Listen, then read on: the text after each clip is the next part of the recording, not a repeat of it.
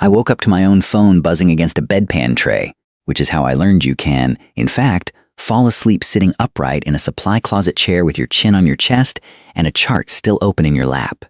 My name is Teodora Marsh, though everybody on the floor calls me Teddy, and I'm a clinical lab tech on the overnight rotation at Fenwick County Hospital, 110 beds set down in the middle of Ohio farmland where the loudest sound most nights is the hum of the centrifuge. I draw blood, I run panels, I deliver critical values to doctors who don't want to hear them at 3 in the morning, and for the better part of a year I had exactly one collision course, and his name was Dr. Nolan Argento. He was the new hospitalist, transferred in from some big Cleveland system, and from the very first week he had a habit that made my back teeth grind. He'd call down to the lab and ask me to rerun a value. Not because the machine was wrong, because he didn't trust a number until he'd made me say it out loud twice. Potassium's 5.8, I told him that first night, phone wedged between my shoulder and my ear while I logged the sample. Read it again. It's not going to change in the 11 seconds since I said it, Dr. Argento. Humor me. I humored him. I humored him for 3 weeks straight, and I complained about it to anyone who'd listen in the break room. My friend Priya especially, who kept telling me I was protesting a little too hard for a woman who reapplied her lip balm every time his extension lit up the phone. I do not, I said. You absolutely do, Priya said. You did it 4 minutes ago. The thing was, I'd built a whole theory of him in my head. Arrogant, controlling, one of those transplant doctors who assumed a small county hospital ran on guesswork instead of good science.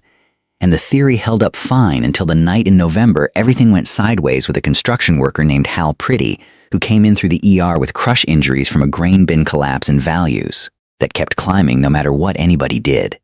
I was the one running his blood every 20 minutes that night, and I was the one who paged Dr. Argento at 2 a.m. with a number that made my stomach drop, and instead of asking me to read it twice, he just said, "Okay, coming down," and hung up.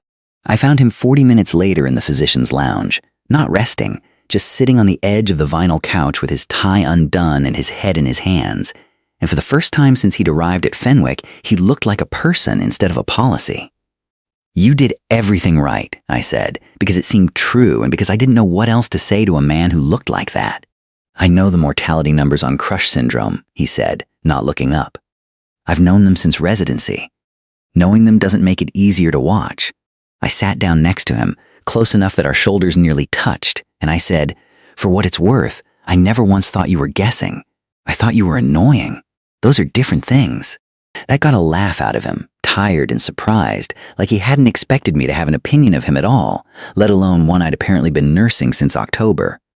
"You want to know why I make you reread the values?" he said. Desperately.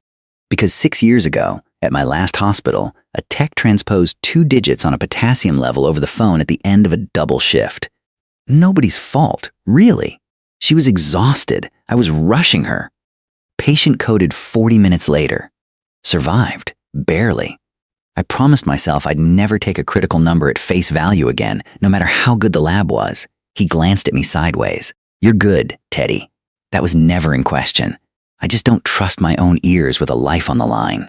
I sat with that for a second, feeling something in my chest rearrange itself, because I'd spent a month being irritated at a man who was really just carrying around an old wound and calling it a policy, which, if I was honest with myself, was exactly what I'd done after my last relationship ended with somebody who never double-checked anything and broke plenty of things because of it. Funny how the trait that annoys you most in another person is sometimes the trait you wish you'd had more of yourself. We didn't kiss that night. We just sat there until the sky started going gray outside the lounge window, talking about nothing important. His sister's wedding, my ancient Honda that wouldn't start below 20 degrees, the vending machine on the second floor that only dispensed things nobody wanted. But something had shifted, quiet and permanent, the way a fracture line sets before you ever see it on the film. Hal Priddy made it, for the record. Rough month of recovery, but he made it. And every time I saw him shuffling down the hallway with his walker on his way to PT, I thought about that couch in the lounge and the version of Dr. Argento nobody else on the floor ever saw. After that, the phone calls changed shape. He still asked me to confirm values. That never stopped. And honestly, I stopped minding, because now I understood the fear underneath the habit. But he started staying on the line an extra 30 seconds afterward, asking how my shift was going.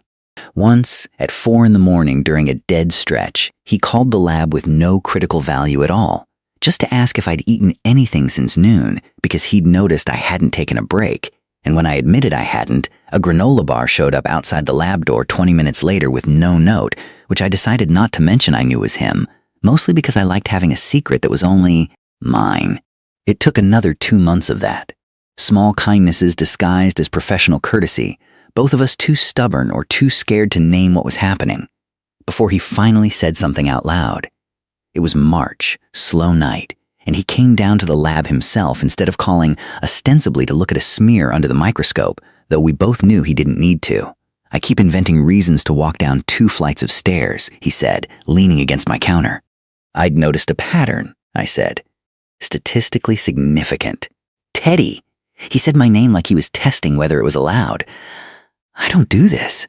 I haven't asked anyone out since my divorce, and that was 3 years ago, and I've told myself every excuse for why that's fine, but I'm standing in a lab at 1 in the morning finding reasons to look at your face, and I'd like to stop pretending that's about hematology. I should tell you I had a witty comeback ready. I didn't. I just said, "Took you long enough," and reached over and straightened his crooked lanyard, which gave my hands something to do besides shake, and he caught my fingers there against his chest for a second before I could pull away, and neither of us moved for what felt like a very long, very quiet minute. We went slow after that, slower than either of us wanted, because Fenwick is a small hospital and a small town, and there are rules about doctors and staff that exist for good reasons, and we were careful. No scheduling shifts to overlap on purpose, no favoritism in the charts, nothing that crossed a line either of us could point to later with regret. It made the wanting sharper, honestly. There's a particular kind of ache in passing someone in a hallway and only allowing yourself a look, a small private smile, when what you want is so much more. The first time he kissed me was in the parking garage at 6 in the morning after a night shift, both of us still in scrubs, both of us smelling like hand sanitizer and stale coffee. And it was not romantic in any way you'd put in a movie, and it was still the best thing that had happened to me in 3 years. His hand at my jaw, careful, like he was checking a pulse and finding it steady for once. It's been 8 months now. He still makes me reread every critical value, and I've come to understand that request as its own kind of love language. A man who lost faith in easy trust once and is slowly, deliberately, building it back up, one confirmed number at a time. I don't know if we'll get married or if this ends up being the great love of my life or just an important one, and maybe that uncertainty is honest in a way the movies never are. What I do know is that the thing I mistook for arrogance turned out to be a man trying not to lose anyone else, and I wonder sometimes how many people we misjudge in the first month of knowing them, only to find out later that the very habit that annoyed us was the thing keeping someone, somewhere, alive.